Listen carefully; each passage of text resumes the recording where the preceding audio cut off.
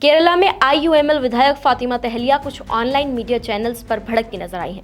उन्होंने कुछ online media चैनलों को कड़ी चेतावनी देते हुए कहा है कि उनकी निजी जिंदगी में दखल देने और पेपराजी स्टाइल वीडियो बनाने वालों के खिलाफ कानूनी कार्रवाई की जाएगी।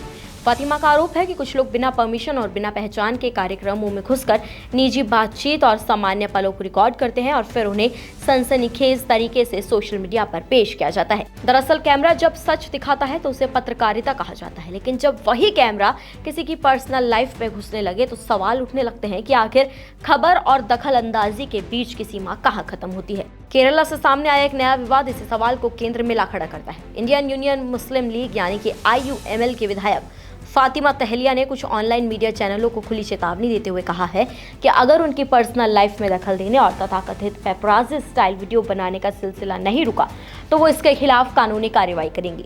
उन्होंने साफ कहा है कि इस तरह की हरकतें पीछा करने यानी कि स्टॉकिंग के दायरे में आती हैं और उन्हें किसी भी कीमत पर बर्दाश्त नहीं किया जाएगा। बता दें आपको, पहली बार विधायक बनी फातिमा तहलिया का आरोप है कि कुछ लोग मीडिया के नाम पर सार्वजनिक कार्यक्रमों में घुसते हैं, बिना किसी पहचान पत्र, बिना किसी अधिकृत अनुमति और बिना किसी जवाबदेही के रिकॉर्डिंग करते हैं। फिर उन वीडियो को ऐसे कैप्शन और संदर्भ के साथ सोशल मीडिया पर परोसा जाता है, शेयर किया जाता है कि सामान्य घटनाएं भी सनसनीखेज दिखाई देने लगती है। फातिमा ने फेसबुक पर लिखी अपनी पोस्ट में कहा है कि एक जनप्रतिनिधि होने के नाते सार्वजनिक कार्यक्रमों में जाना उनकी जिम्मेदारी है। जनता के बीच रहना, कार्यक्रमों में हिस्सा लेना और लोगों से संवाद करना उनके पद का हिस्सा है, लेकिन इसका मतलब ये नहीं होता कि कोई भी व्यक्ति मोबाइल फोन लेकर उनके निजी दायरे में प्रवेश कर जाए और हर एक्टिविटी को रिकॉर्ड करने लगे। उनका कहना है कि आजकल एक नया ट्रेंड देखने को मिल रहा है। सोशल मीडिया पर एक पोस्टर या चैनल का नाम लगाकर कुछ लोग खुद को मीडिया प्रतिनिधि बताते हैं और कार्यक्रमों में पहुंच जाते हैं। आयोजकों के लिए ये पहचानना मुश्किल हो जाता है कि कौन अधिकृत मीडिया कर्मी है और कौन सिर्फ वायरल कंटेंट की तलाश में आया है। विधायक का आरोप है कि यही लोग निजी बातचीत, अनौपचारिक मुलाकातों और सामान्य व्यवहार को रिकॉर्ड करते हैं। बाद में उन्हीं वीडियोस को इस तरह एडिट या शेयर किया जाता है कि दर्शकों के बीच भ्रम पैदा होता है, विवाद खड़ा हो जाता है और अधिक से अधिक व्यूज और कमाई हासिल की जा सकती है। फातिमा तहलिया ने इस बात पर भी नाराजगी जता दी है कि कुछ लोग ऐसे वीडियो को उनके पीआर अभियान का हिस्सा बताने की कोशिश कर रहे हैं। उन्होंने इन दावों को पूरी तरह से निराधार बताया है और ये कहा है कि उनका इन चैनल से कोई भी संबंध, किसी भी तरह का कॉन्टेक्ट नहीं है। लेकिन इस विवाद का सबसे महत्वपूर्ण हिस्सा वो सवाल है जो फातिमा तहलिया ने सीधे तौर पर उठाया है। क्या सार्वजनिक जीवन में होने का मतलब ये है कि किसी व्यक्ति की निजता, उसकी प्राइवेसी खत्म हो जाती है? लोकतांत्रिक व्यवस्था में जनप्रतिनिधि जनता के प्रति जवाबदेह होते हैं।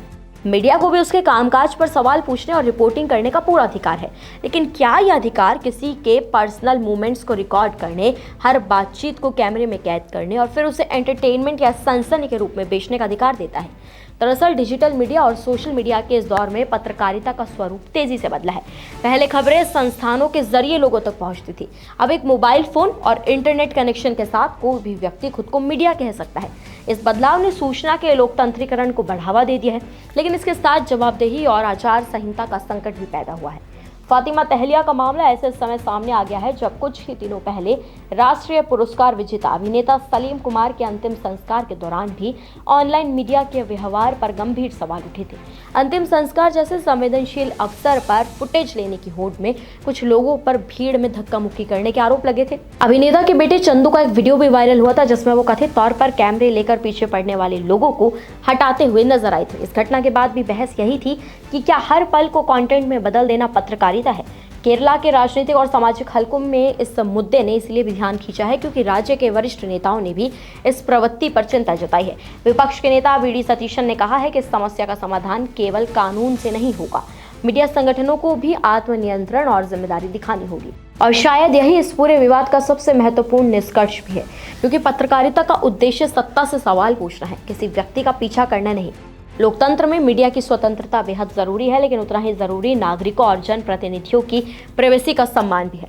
अगर हर सार्वजनिक व्यक्ति की हर सांस, हर बातचीत और हर निजी पल को कैमरे के लिए कंटेंट मान लिया जाए तो पत्रकारिता और निगरानी के बीच की रेखा धुंधली होने लगती है।